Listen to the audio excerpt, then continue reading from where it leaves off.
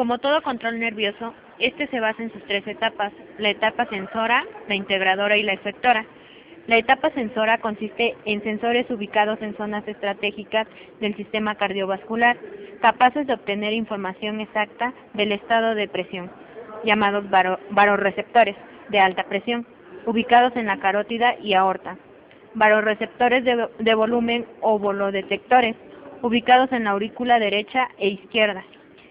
Y quimiorreceptores, que controlan parámetros como la presión del oxígeno, la presión del dióxido de carbono y el pH.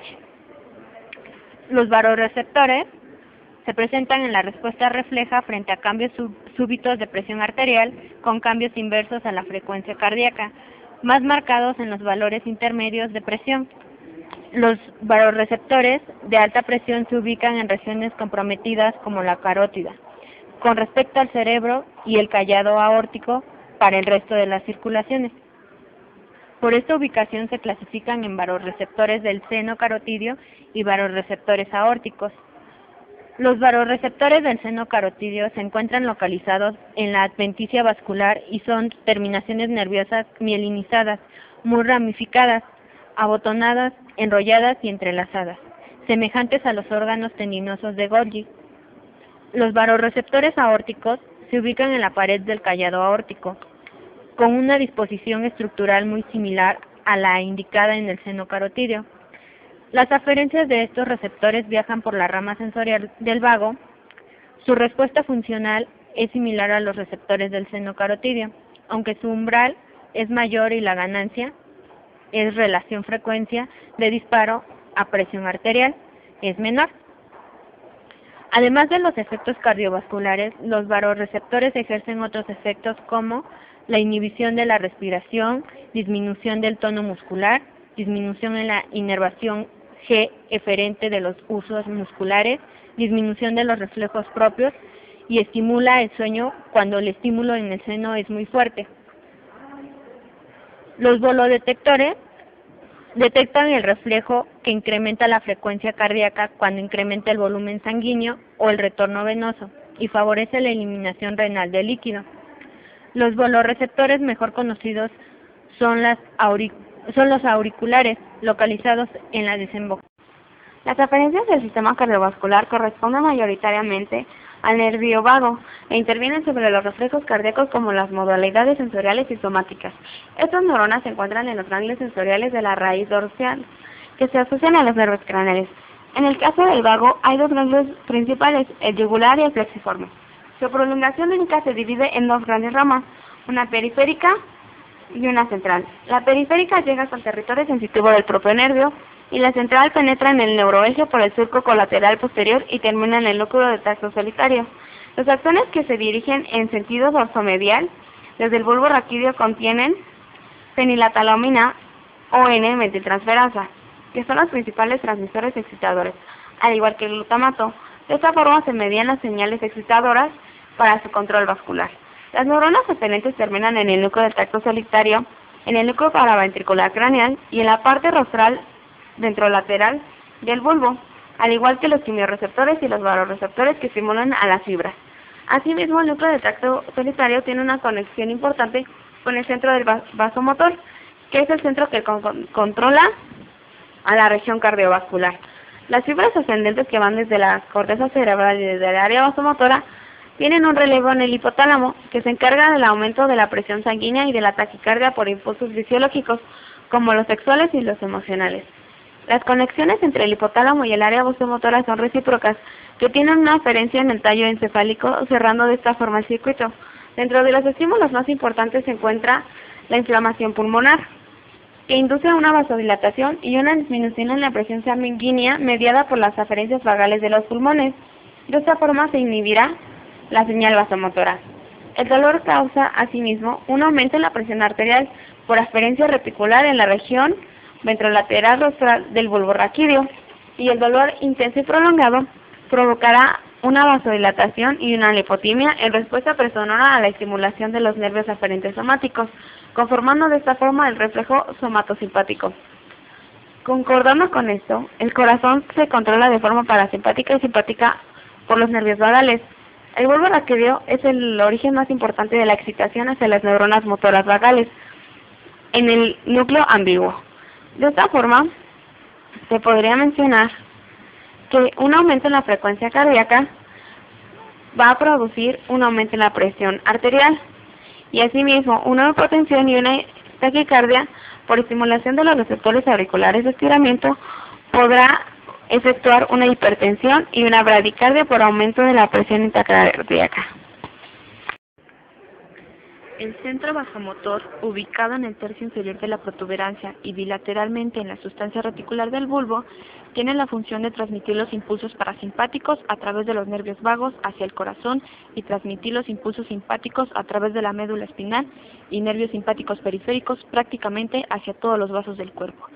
Se van a identificar tres zonas importantes: la zona vasoconstrictora, situada bilateralmente en la porción anterolateral de la parte superior del bulbo, donde sus neuronas de esta zona van a distribuir sus fibras a todos los niveles de la médula espinal, donde excitan las neuronas vasoconstrictoras preganglionares del sistema nervioso simpático.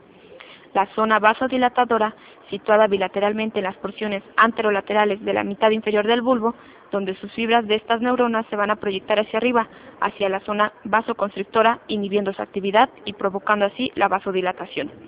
Y la zona sensitiva, ubicada bilateralmente en el tracto solitario de las porciones posterolaterales del bulbo y parte inferior de la protuberancia, donde sus neuronas reciben señales nerviosas sensitivas desde el sistema circulatorio por los nervios vagos y glosofaringio, emitiendo así sus señales aferentes para facilitar las actividades del control tanto de la zona vasodilatadora como vasoconstrictora, consiguiendo el control reflejo.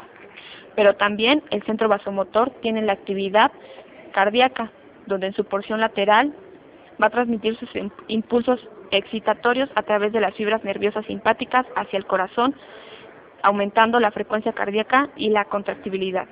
Y en su porción medial va a enviar señales hacia los núcleos dorsales motores adyacentes a los nervios vagos para después transmitir los impulsos parasimpáticos a través de los nervios vagos hacia el corazón y así disminuir la frecuencia cardíaca y la contractibilidad.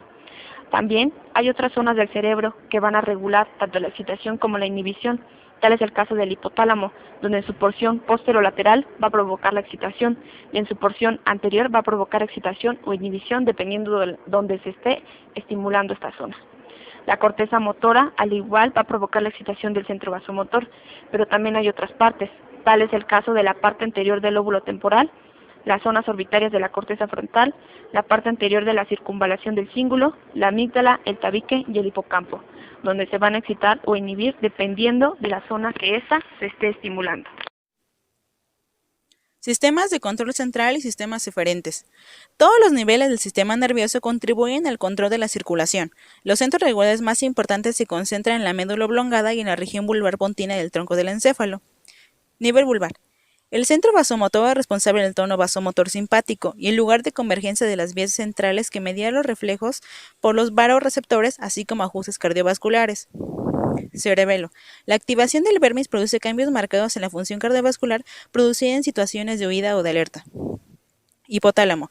La estimulación de varios núcleos hipotalámicos produce respuestas variadas de la presión arterial que implican a casi todos los efectores cardiovasculares.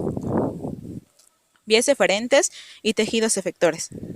Las señales del control cardiovascular que parten del centro nervioso a los efectores a través de las fibras del sistema nervioso vegetativo.